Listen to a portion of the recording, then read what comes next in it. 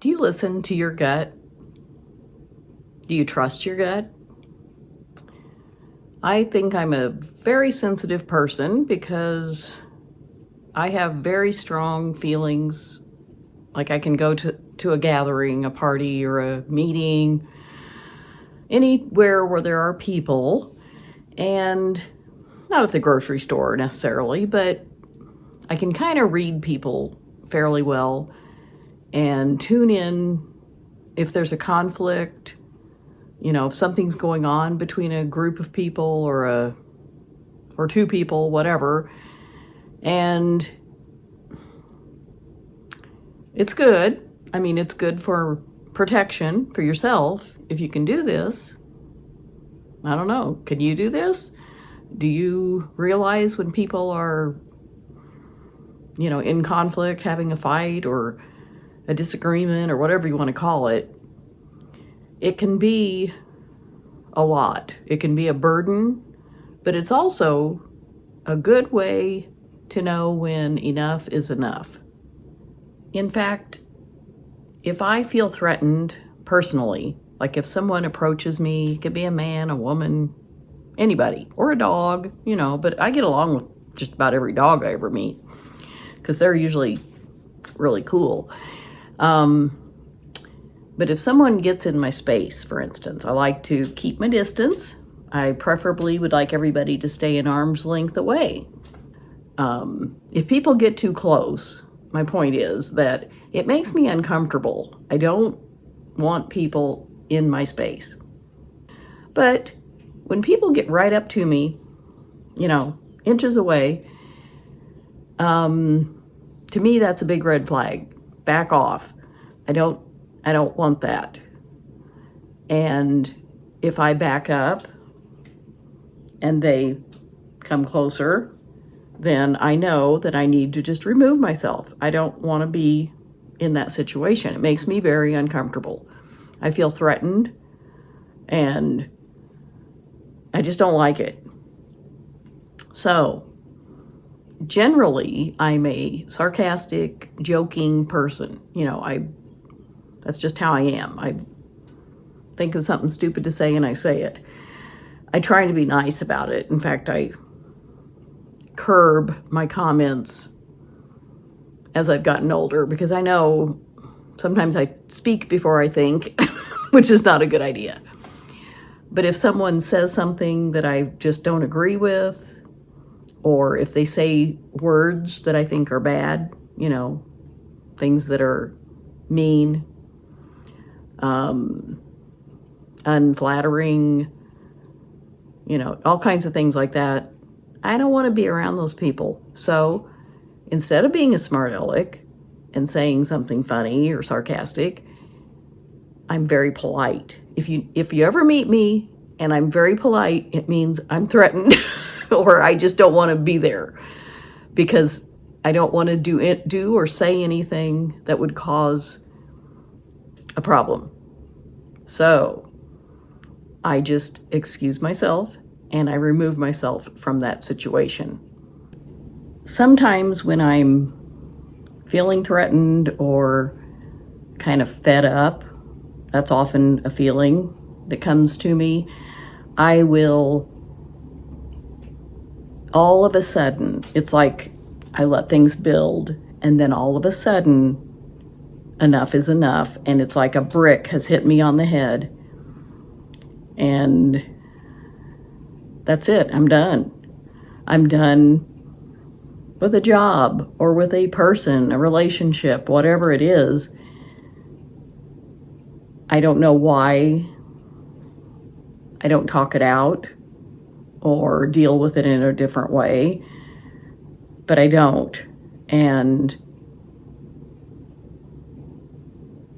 I think a lot of it is to protect myself. I just feel like I have to be done with that situation or that person.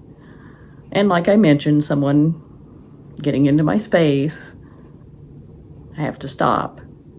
There have been times in my life when I've had a job or was doing some work, because I've worked freelance or have been self-employed a good part of my life, when, I was working, doing the job, minding my own business. And then again, all of a sudden, it sort of just built up, and I realized this is not what I want to do. And one really big example was I used to edit textbooks. I think I've mentioned this previously in another video. And it got to where I was editing college math and science textbooks. Math and science are they're not my bag, baby. Those are my two least favorite topics, subjects. I think they're both very important, but they're not something that I'm good at. And so I would tell the project manager assigning the books, to the freelance editors like myself, that I would prefer, history or English or literature. And it didn't matter, those were the books they had, and they needed someone to edit them, and they didn't seem to care that I didn't feel comfortable or qualified to edit them, because they kept giving me ones. It wasn't like I did one and they said, oh, you're right, you can't do this. They just kept giving them to me. And eventually, I didn't know it at the time, but the last two textbooks that I edited, I got shingles each time. They weren't, right one after the other, but it was so stressful to me that I got shingles. And that's generally when people get shingles, is when they're stressed out or their immune system is weakened. And that was awful. I mean, I had to get these books done, but I also had shingles, and it was terrible. It was just uncomfortable and not as painful as some people's shingles have been, I've heard, but it was not ideal. And the first time I thought, okay, that was a fluke, I just got shingles. And then, however long later, when I was editing the next book, it happened again. So that was the nail in the coffin for my editing textbooks, because they were all math and science and they were just too hard, So sometimes when enough is enough, it's obvious, like that. That was just not a good situation for me. Another job that I recently, I guess I've quit it, is having an Etsy shop. I started on Etsy when it was brand new, within a few months of when they opened, back in 2008, 2009, whenever that was. And I've had a shop off and on. I mean, I've had the same shop, but I didn't always have it active, but I did most of the time. And many years, it was my full-time job, and I did other things on the side, but I earned my living from selling things on Etsy. And lately, the last year, mainly, last 2 years, pretty much, sales have dwindled, and it's just not worth it to me. And Etsy has changed so much. It's really kind of a different platform than it used to be when it first opened. So I put my shop on vacation mode before my trip to England and Ireland, and I thought when I come home, I'll maybe give myself a week break and then I'll open my shop back up. I haven't. It's been almost 6 weeks, or almost 2 months, I guess, since I've been back, and I don't want to do it. I probably won't ever open it again. I don't know. Sometimes situations change, or you change, or the platform like Etsy has changed. And it's okay to say I'm done with that. It is for me. And I just wanted to give you one example of a relationship that was really hard to end, but I had to. It was a person who I had known a long time, and they had always said some things that I didn't agree with, and I just brushed it off, like, that's just them, I'm not going to make a big deal of it. And then finally one day it was like, I can't take that anymore. I don't need that in my life. And I just kind of ghosted the person. And I felt bad about how I handled it. But I didn't want to hurt the person's feelings any more than I had to. So I didn't want to tell them that all these years of saying racist things was not okay. And I kind of let it be okay. And I should have spoken up. That was really hard. But I don't regret it. I don't miss hearing that kind of stuff. I don't want that in my life. And another example of when I've found that enough is enough is I've bought a lot of houses and condos and townhouses mostly. A lot for, some people just live in the same house all their lives. And I have moved around quite a bit. So in comparison, I probably bought a lot, but it's not that many.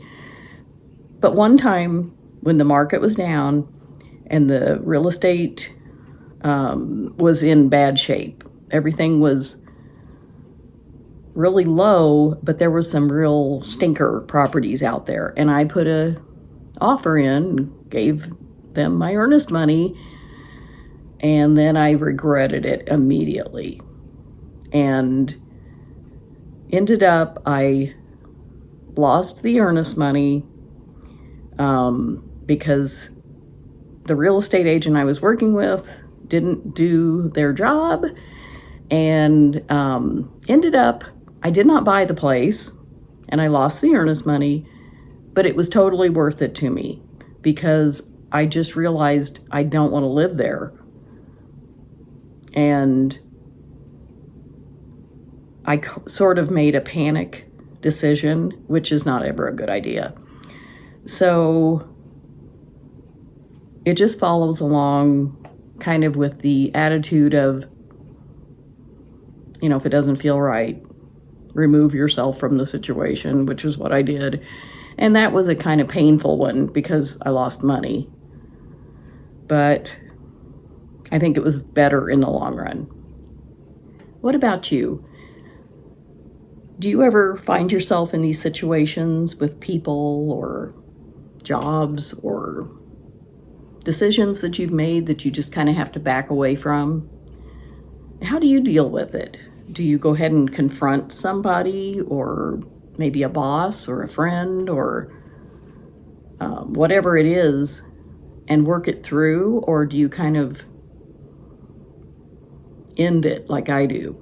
And I don't always end things, but I feel like that's maybe because I don't talk it through in some cases.